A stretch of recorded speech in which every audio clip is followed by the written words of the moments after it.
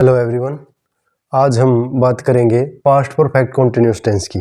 तो past perfect continuous tense जो है इसका प्रयोग कहाँ होता है और क्या इसकी हिंदी पहचान होती है।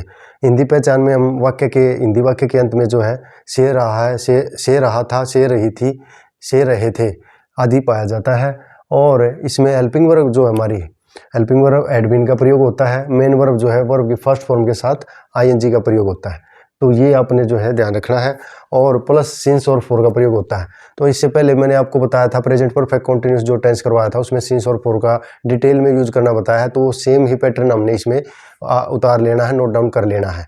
तो वो सेम ही प्रयोग रहेगा इसमें सभी टेंस में। केवल फ्यूचर जो परफेक्ट कॉन्टिन्यूस टेंस है उसमें थोड़ा सा उसमें बदलाव होता है। सिंस की जगह हम उसमें फ्रॉम भी यूज करते हैं।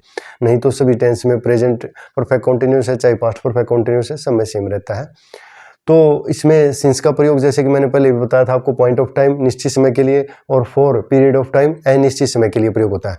जैसे सिंस का जैसे सिंस किसी वीक का नाम हो Sunday Monday, since Monday, since Sunday. और सिंस किसी मंथ का नाम है सिंस जनवरी, सिंस फरवरी। तो इस तरह से हम उनका बात, और कोई भी सन हो 1938, 1935 या कोई भी डेट दे रखी हो 15 अगस्त 1947, इस तरह के जो हो उनके लिए निश्चित समय के लिए जो इसका प्रयोग होता है। जैसे since morning, since evening, since नून।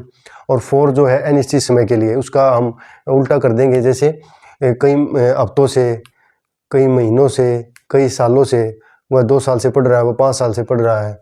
तो उसमें ऐसे निश्चित समय होता है। कौन से 5 साल, कौन से 2 साल ये नहीं पता होता हमें। कई हफ्तों से ये नहीं पता कौन से हफ्ते, वो पिछले हफ्ते से पढ़ रहा है या कब से, कई महीनों से पढ़ रहा है। तो उसमें इस तरह के जो है शब्द मिलेंगे।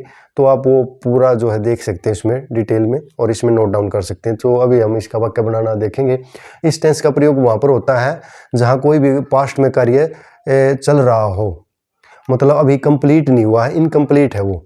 कुछ पार्ट उसका कंप्लीट हो चुका होता है और कुछ हिस्सा भी चल रहा होता है उसका कार्य का, मतलब स्टार्ट तो हो चुका होता है लेकिन वो अभी पूरा नहीं होता, वो कंटिन्यू चल रहा होता है पास्ट में। तो उसके लिए इस टेंस का जो हम प्रयोग करते हैं। तो अब इसके वाक्य देख लेते हैं हम कैसे बनाते हैं।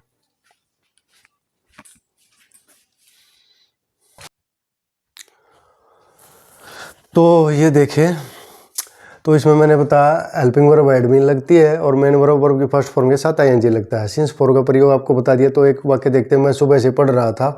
आई had been studying since morning. तो निश्चित समय सुबह, जैसे कि मैंने अभी बताया आप सभी को, तो वो जो है इसमें आ जाएगा इस तरह से।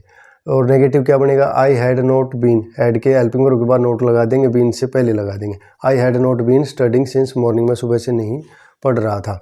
और इंटरगेटिव बनाना है तो हमने had I been studying since morning, क्या मैं सुबह से पढ़ रहा था, तो ये हो जाएगा। और बाद में साइन ऑफ इंटरोगेशन प्रश्नवाचक चिन्ह लगाए। इंटरगेटिव नेगेटिव में क्या बन जाएगा हमारा, had I not been studying since morning, क्या मैं सुबह से नहीं पढ़ रहा था। तो इंटरगेटिव नेगेटिव इसी तरह बन जाएगा। इसी तरह जैसे मैंने बनाए हैं, आप और भी वाक्य बना के देखे अलग अलग वर्ब से, पहले हिंदी लिखे फिर उसके ये 4 तरह के पार्ट लिखे।